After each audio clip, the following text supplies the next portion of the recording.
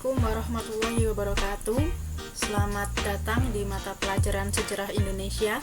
Selamat bertemu kembali dengan Ustazah Anin di mata pelajaran Sejarah Indonesia kelas 12. Di sini Ustazah mengajar semua kelas 12 dari 12 IPA 1 sampai 12 IPS 2. Bagi 12 IPA 1, salam kenal dari Ustazah. Bagi kelas yang lain, selamat berjumpa kembali dengan Ustazah. Oke, sebelumnya Ustazah mau minta maaf karena PowerPoint yang Ustazah minta kalian download kemarin ternyata kepotong ya. Jadi sekarang waktunya Ustazah menjelaskan materi tersebut. Dan karena ini adalah materi yang Ustazah ambil dari internet, karena memang banyak sekali materinya, jadi Ustazah nggak sempat ngetik sendiri seperti yang di kelas lain ya. Tetapi insya Allah Ustazah akan menjelaskan dengan sebaik-baiknya.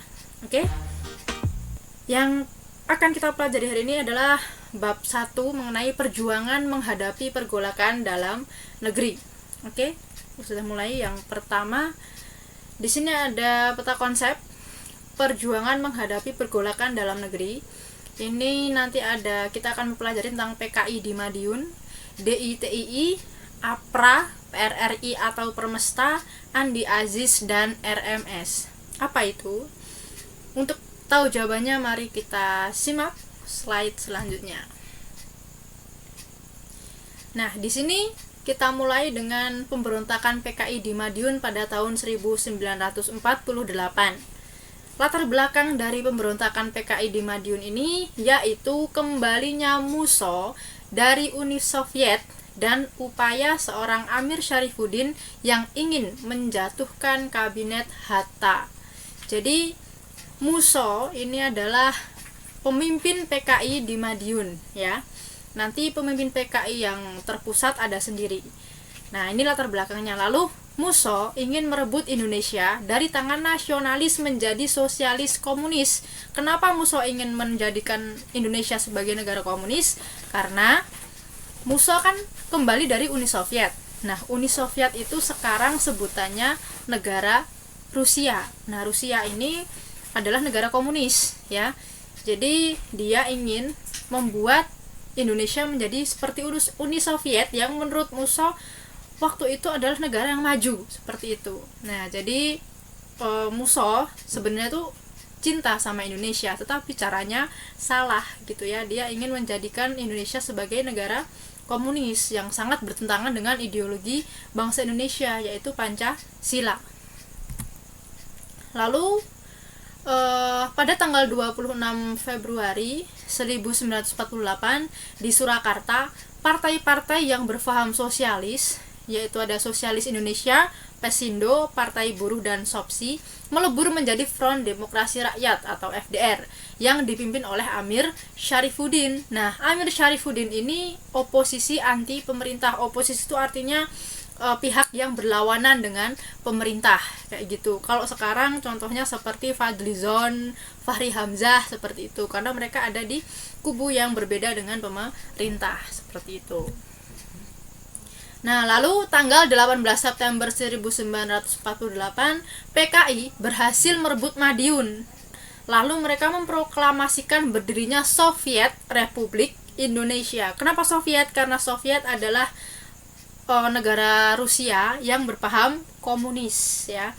Lalu pada tanggal 19 September 1948 PKI menguasai beberapa wilayah di Indonesia seperti markas CPM Siliwangi, markas SPDT, STM, Tangsi Polisi. Lalu mereka juga menangkap perwira TNI Angkatan Darat, dan RRI dijadikan siaran propaganda PKI. RRI itu Radio Republik Indonesia ya. Mereka menjadikannya sebagai siaran propaganda PKI seperti itu. Nah, karena PKI sudah menguasai Madiun, maka terjadilah pemberontakan antara Madiun dengan PKI dengan rakyat Madiun. Nah, upaya penumpasannya yaitu untuk menumpas PKI, pemerintah membentuk Komando Operasi yang dipimpin oleh Abdul Haris Nasution. Abdul Haris Nasution ini adalah salah satu dari perwira yang selamat dari pemberontakan G30 SPKI waktu itu ya. Jadi Nasution ini berhasil melarikan diri dan menjadi pimpinan Komando Operasi di Madiun. Dia adalah Panglima Markas Besar Komando Jawa. Dalam operasi penumpasan Muso tewas dan Amir Syarifuddin ditangkap di Grobogan Purwodadi. Muso itu pemimpinnya PKI, Amir Syarifuddin itu oposisinya pemerintah. Nah, jadi bisa berhasil ditumpas oleh komando operasi yang dipimpin Nasution tadi. Seperti itu. Gitu ya. Jadi itu cerita tentang PKI di Madiun. Lalu sekarang kita berlanjut ke Gerakan Darul Islam Tentara Islam Indonesia, DITII. Nah, Negara Islam Indonesia atau NII ini juga disebut dengan nama Darul Islam atau dalam bahasa Indonesia Rumah Islam. DITII adalah gerakan yang menginginkan berdirinya negara Islam di Indonesia. Kalau PKI tadi ingin mendirikan negara komunis di Indonesia, kalau DITII mendirikan negara Islam di Indonesia. Tujuannya menjadikan Republik Indonesia menjadi negara teokrasi dengan agama Islam sebagai dasar negara. Teokrasi itu pemahaman tentang agama ya. Mereka memiliki kepercayaan, keyakinan spiritual tapi berlandaskan agama Islam. Nah, itu. Lalu di DITI ini ada di beberapa provinsi di Indonesia, yaitu pertama di Jawa Barat dipimpin oleh Sukarmaji Marijan Kartosuwiryo. Gitu ya. Jadi dia terkenal dengan nama Kartosuwiryo. Beliau adalah pemimpin DITI di Jawa Barat. Dia memiliki cita-cita mendirikan negara Islam Indonesia atau DITII tadi. Lalu selanjutnya latar belakang adanya DITI di Jawa Barat ini terjadi setelah divisi Siliwangi ditarik dari Jawa Barat. Kongres Islam di Jawa Barat berisi pertama, Kartosuwiryo menjadi imam dari negara Islam Indonesia. Imam itu pemimpin. Pembentukan angkatan perang yang dinamakan Tentara Islam Indonesia. Lalu penetapan undang-undang Qonun Asasi, yaitu hukum-hukum Islam. Jadi semuanya itu berbasis Islam, cuma Islam yang kurang tepat gitu ya. Tanggal 7 Agustus 1947, Kartosuwiryo memproklamasikan NII, Negara Islam Indonesia. Nah, lalu tahun 1960 dilaksanakan operasi pagar betis di Gedung Geber oleh TNI dan rakyat. Tanggal 4 Juni di tahun yang sama, Kartosuwiryo tertangkap di Gunung Geber dan dijatuhi hukuman mati. Karena DITI ini juga sama seperti PKI ya, jadi pahamnya itu tidak selaras dengan paham Indonesia, demokrasi atau Pancasila seperti itu. Makanya ditumpas oleh rakyat gitu. Lalu setelah di Jawa Barat yang dipimpin oleh Kartosuwiryo, kita berlanjut ke Sulawesi Selatan ya. Tepatnya di Makassar. Nah, ini pada tanggal 7 Agustus 1953 di Sulawesi Selatan, DITI ini dipimpin oleh Kahar Muzakar ya. Di Sulawesi Selatan dipimpin oleh Kahar Muzakar, menempatkan laskar-laskar rakyat Sulawesi Selatan ke dalam lingkungan APRIS atau Angkatan Perang Republik Indonesia Serikat. Kahar Muzakar juga berkeinginan untuk menjadi pimpinan APRIS di daerah Sulsel. Jadi dia sudah pemimpin DITI, dia juga punya keinginan untuk menjadi pemimpin APRIS ya, seperti itu. Jadi ingin punya 2 jabatan gitu. Diingat-ingat ya tadi yang Jawa Barat Kartosuwiryo, yang Sulsel Kahar Muzakar. Berawal dari penolakan pemerintah atas pembentukan Brigade Hasanuddin di bawah pimpinan Kahar Muzakar. Ini latar belakangnya. Muzakar melarikan diri saat dilantik sebagai pejabat wakil panglima tentara dan Teritorium 7 dan membawa persenjataan ke hutan dan melakukan pengacauan. Ya, jadi bermula dari Kahar Muzakar yang mengacaukan situasi pada saat itu.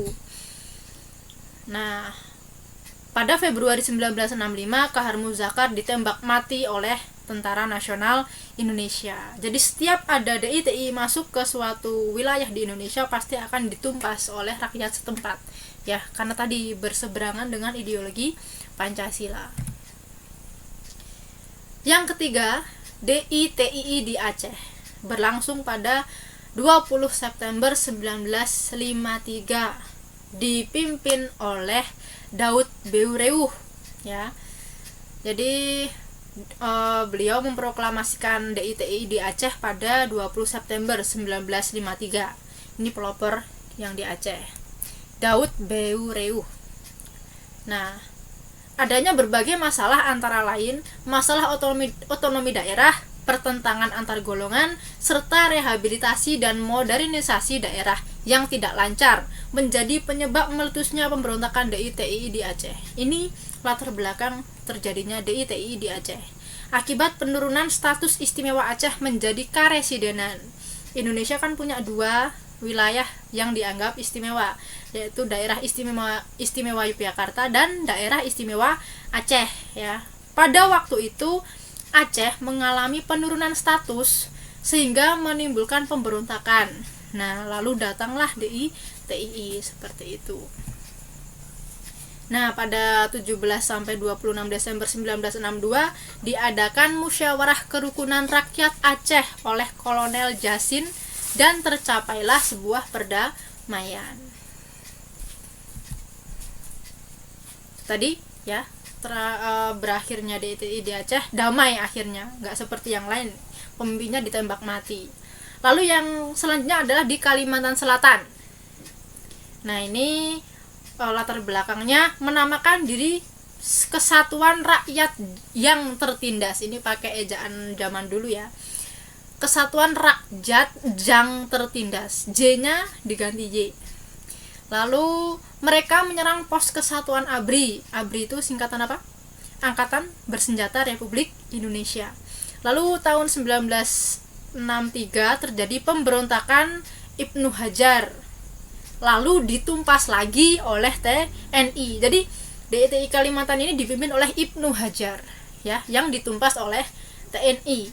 Tahun 1965, ya, bulan Maret, Ibnu Hajar menyerahkan diri dan lagi-lagi dihukum mati. Seperti itu.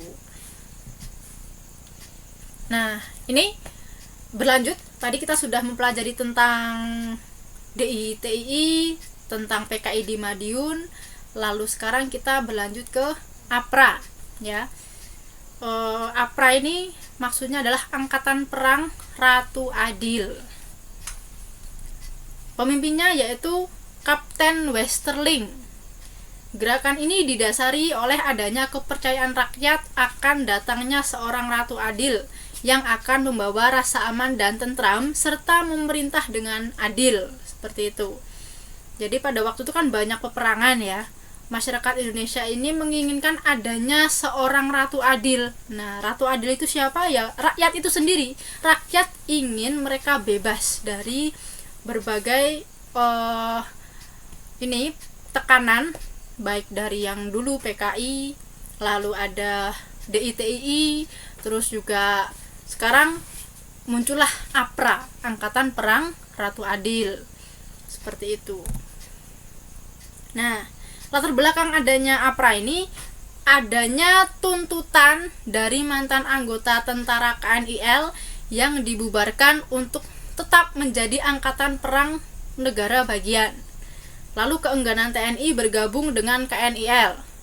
Di Bandung, bekas anggota KNIL yang tidak mau bergabung dengan APRIS membentuk organisasi Angkatan Perang Ratu Adil yang dipimpin oleh Raymond Westerling. Ya, jadi pemimpin APRA ini justru malah orang asing, seperti itu.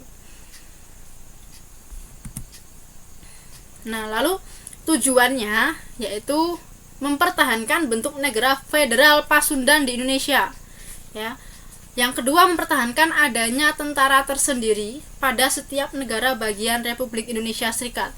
Lagi-lagi APRA ini juga berakhir dengan ingin mengganti ideologi bangsa Indonesia yang tadinya demokrasi, nasionalis menjadi federal Pasundan, seperti itu. dan mereka juga ingin mendirikan negara bagian Republik Indonesia Serikat. Ya, lagi-lagi berseberangan seperti itu.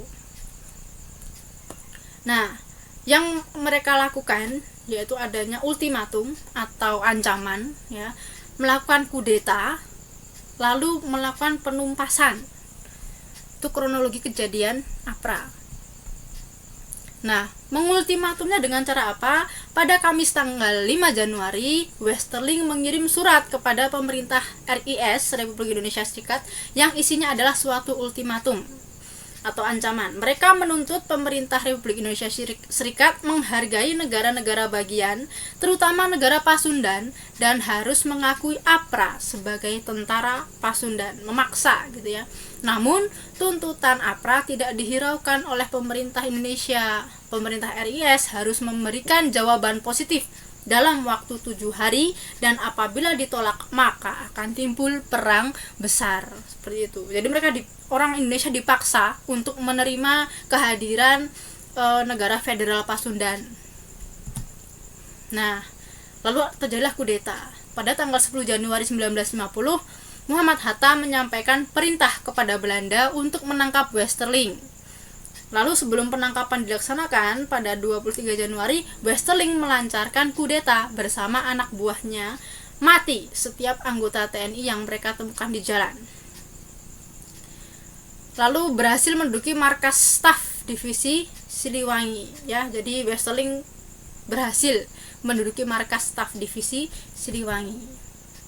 Nah, kudeta juga terjadi di Jakarta yang dipimpin oleh Sultan Hamid II dengan rencana awal seperti ini: menangkap beberapa menteri Republik Indonesia Serikat yang sedang menghadiri sidang kabinet dan membunuh Menteri Pertahanan Sri Sultan HB9, Sekretaris Jenderal Kementerian Pertahanan Mr. A. Budiarjo, dan pejabat Kepala Staf Angkatan Perang Kolonel Tu Bagus Simatupang.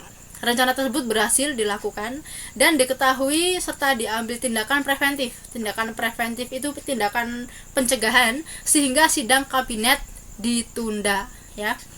Jadi Sultan Hamid ini merencanakan untuk membunuh 3 orang Menteri Pertahanan, yaitu Sri Sultan, Sekretaris Jenderal Kementerian Pertahanan yaitu Mr. Budiarjo, dan pejabat Kepala Staf Angkatan Perang yaitu TB Simatupang. Nah, rencana itu berhasil diketahui dan diambil tindakan preventif. Jadi rencananya Sultan Hamid yang ingin membunuh 3 orang ini diketahui oleh rakyat Indonesia, oleh pemerintah. Akhirnya pemerintah mengambil tindakan preventif sehingga sidang kabinet ditunda dan 3 orang tadi tidak jadi dibunuh, seperti itu, ya, lolos dari rencana pembunuhan.